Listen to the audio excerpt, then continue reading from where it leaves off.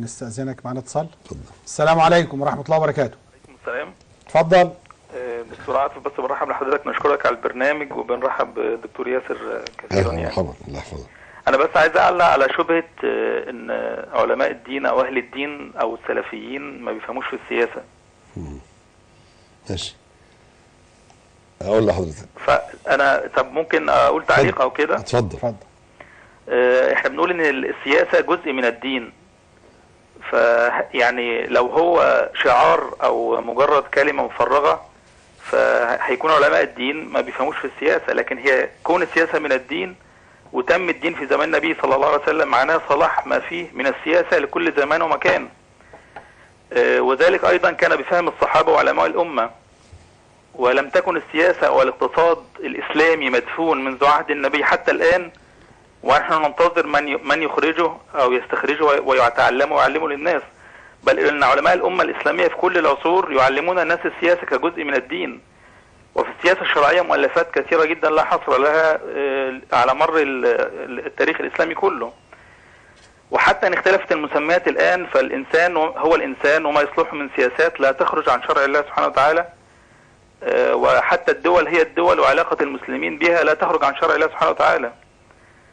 وعدم اختلاط علماء الدين بالسياسة سابقا لا يعني رفضهم لهذه السياسة أو لعدم فهمهم، بل أعتقد هذا لفساد السياسة سابقا أو إجبارهم على الابتعاد عنها. وأعتقد هذا ما أدركه كثير من الأحزاب أو المنشغلين بالسياسة وانسحبوا من العمل السياسي قبل الثورة مباشرة على رغم تاريخهم الطويل فيها، لإدراكهم يعني كم الفساد الهائل في تلك الفترة. وأقول أيضا إن ليس بالضرورة حتى تكون سياسيا ناجحا كما يرى البعض أن تكون كذابا أو منافقا أو مشابه.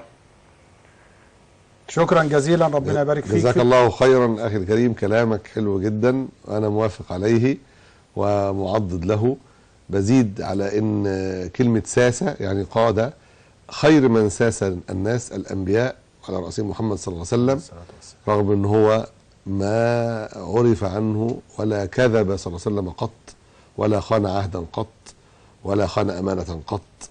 لذلك احنا اللي بيقولوا اصل انتوا سذج ما بتفهموش في السياسة، فبقول ده شرف لنا ان احنا ما نفهمش في السياسة الخبيثة، سياسة الكذب والزور وسياسة المراوغة وعدم إظهار المبادئ.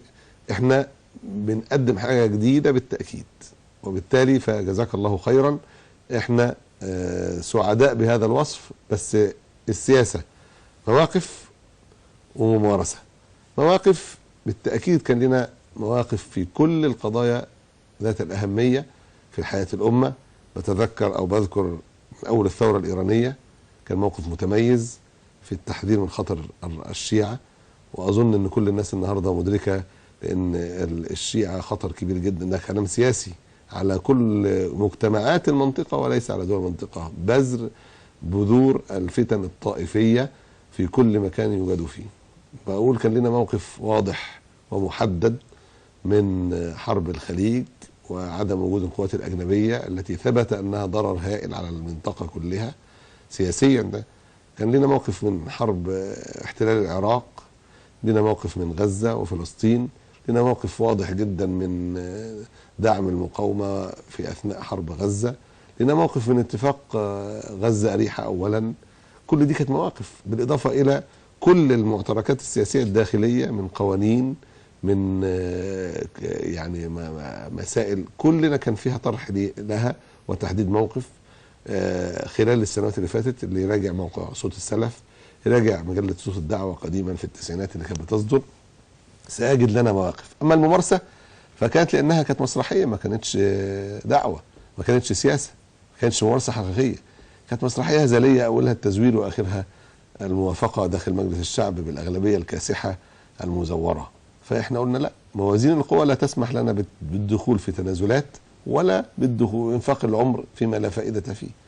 لما تغيرت الموازين والشعب المصري كله أدرك ذلك، مش احنا لوحدنا، الشعب المصري طوابيره الطويلة، المنظر المؤثر جدا اللي خلى كبار كبار من كتاب الغرب بيقولوا ان على اوروبا ان تشعر بالخزي، وانا والله فعلا ينبغي ان اشعر بالخزي، لان هم لا عندهم ديمقراطيه ولا حريه، كل ما ولا حقوق انسان، كلها مبادئ وهميه للاسف الشديد.